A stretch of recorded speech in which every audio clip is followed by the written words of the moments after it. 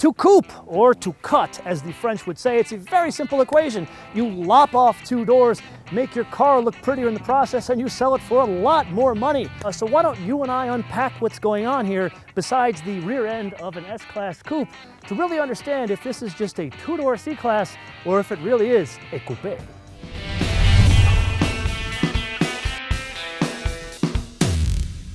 Perhaps it's me, but I feel like it was just last week you and I were talking about a 2-liter, direct-injected, 4-cylinder turbocharged engine from Mercedes Benz. When in actuality, it wasn't just last week, it was the GLC 300. This is the same engine, just a different application. So to recap, it's 241 horsepower, which comes in at 5,500 RPM, and 273 pound-feet of torque, which comes in at a very low 1,300 RPM. Now, from the car that the C300 replaces, this is about a 50-pound weight reduction. Now remember, the strategy here is Mercedes is trying to replace a 6-cylinder with turbocharging a 4-cylinder and some technology. Now if I'm really reading the tea leaves correctly, and I know we talked about this in the GLC episode, I'm willing to bet you that this car probably will get that V6 from the C450, perhaps, maybe you should leave some comments below to let us know.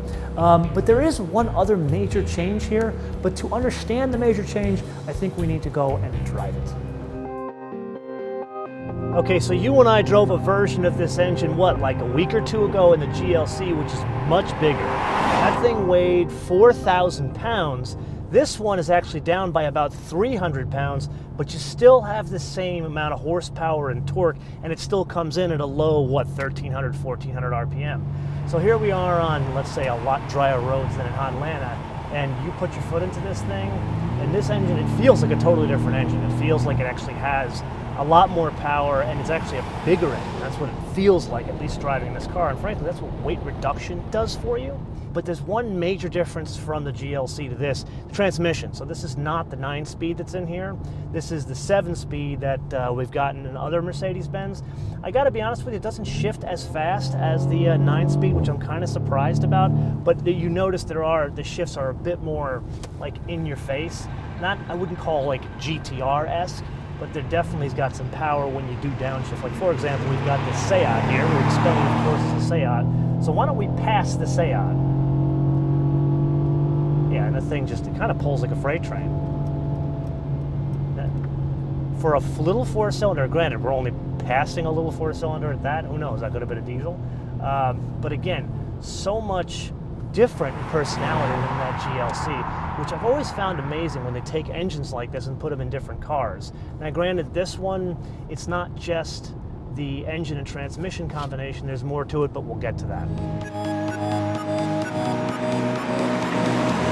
Normally when you and I talk about driving dynamics, it usually is something to do with suspensions or controls of suspension systems. And lately I feel like you and I have been spending a lot of time talking about this Mercedes dynamic control system. And really we need to put that aside, because the thing that affects the driving dynamics of this car more are the proportions. So you would think that there are some panels that are shared with the sedan. They're actually not. Now, we did spend some time talking about proportions with the C63S. Some of that applies here. Like, for example, the width in the front is actually also 2.5 inches wider than the sedan. Same thing in the rear. It's actually a little bit wider in the rear than in the front. So you're getting a wider track, and I know I'm an old Pontiac guy and I'm not trying to force feed you Pontiac stuff, but when you have a wider car, it does enhance driving dynamics. So what we need to do is go back out to the Spanish roads and find out how much. So we've spent a lot of time talking about driving dynamics in Mercedes as of late, and we've talked about this whole dynamic control system.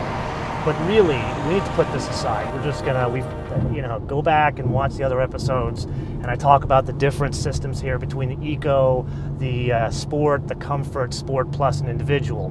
So we're just gonna stay on Sport Plus here in Spain.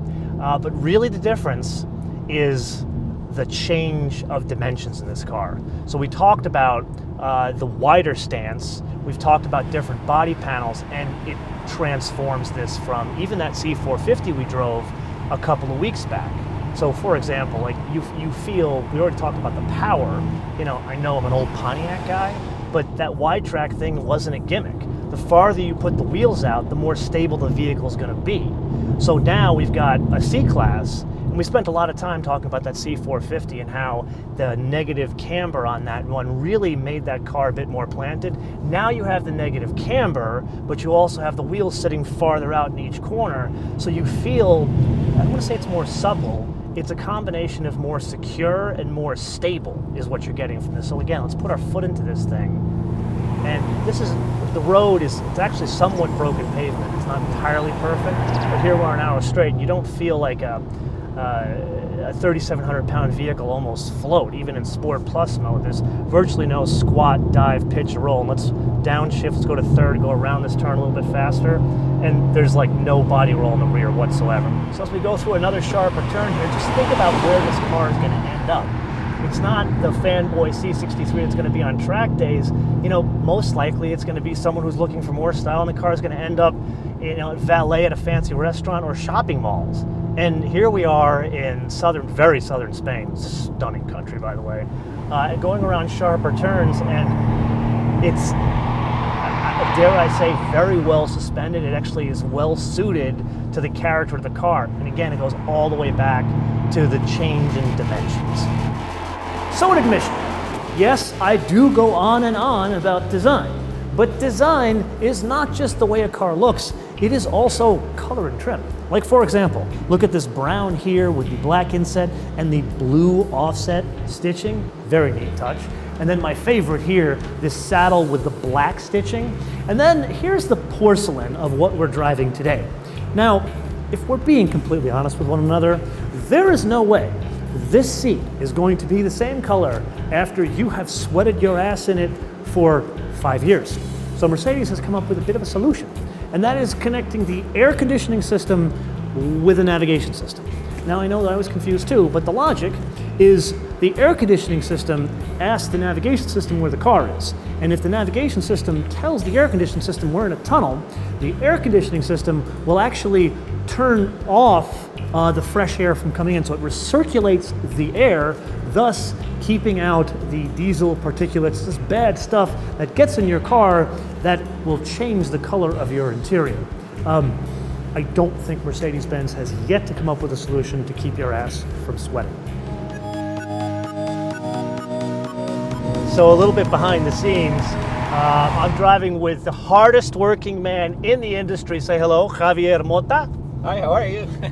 Javier Mota, not only is he the guy in the middle of the racetrack, getting in front of the cars to get the best shot going, and how can they follow you? Javier Mota everywhere, Twitter, Facebook, Instagram, anywhere. This guy is awesome. Now granted, most of his stuff is in Spanish language, but this guy is the hardest working man in the business because he gets the coolest shots. And look at what he does for us. He is sitting in the back seat while I drive like a maniac, passing cars, and he's just like, you know what, keep on going. He's like, I don't get car sick. And actually, I have to say something because we're driving in a coupe, and like most people get worried about the space in the back, and actually it's kind of comfortable. I mean, it's not huge. Even as we pass 3 cars? Yeah, exactly. For a person like 5'7", 5'8", you still have a couple of inches of knee space here between the seat and you. So it's really a very comfortable 4-seater car. You're not just saying that? Yeah. No, oh, you really actually cool. You do have. You know. This is, I mean, this is the exact measurement from my knee to the back of the seat right here. So still pretty comfortable. Actually, you are not lying at all. No. And we've got that seat farther back. Because of the camera. Yeah, because there's a camera up there and a camera there, so we've got the seat moved in a weird position. That's amazing that you've got that room back there. And I have a big camera on a tripod on my side. I'm still comfortable. So in summary, what do we got? Well, if you remember when we drove that GLC in Hotlanta just a couple of weeks ago, that was all about adding length to the wheelbase, which completely transformed the driving dynamics of what used to be the GLK. Here is a very similar situation, but it's not length, it's all about the width here.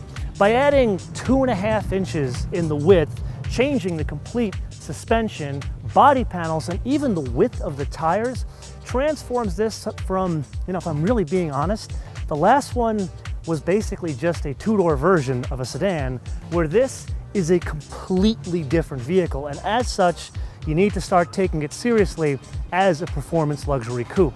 And with that, I want to leave you guys with a question. We've discussed this before. I'm broken, I'm weird. I like cars that are unreliable, totally unrealistic to own, but are fun to drive. Where this is kind of a bridge between a normal car person and me, in that you can have some pizzazz, some fun to drive, but still have reliability and some usefulness. So my question to you is this: what would you guys do with a car like this? Like, for example, what region of the world do you live in? Do you have a wife and kids? And what would your daily routine be with a two-door coupe that is not a hatchback? Let me know in the comments below or via our social media, MotoManTV all one word, MotoManTV all one word, Facebook, Twitter, and Instagram. And with that, I want to leave you with two things. Number one, a gentle reminder that we are available now via the Apple iTunes Store in our fancy new app that you can download for free. And if sadly you have an Android device, we are available on Google Play, again, for free. So please download that app. And number two, can I just say, España is muy bueno.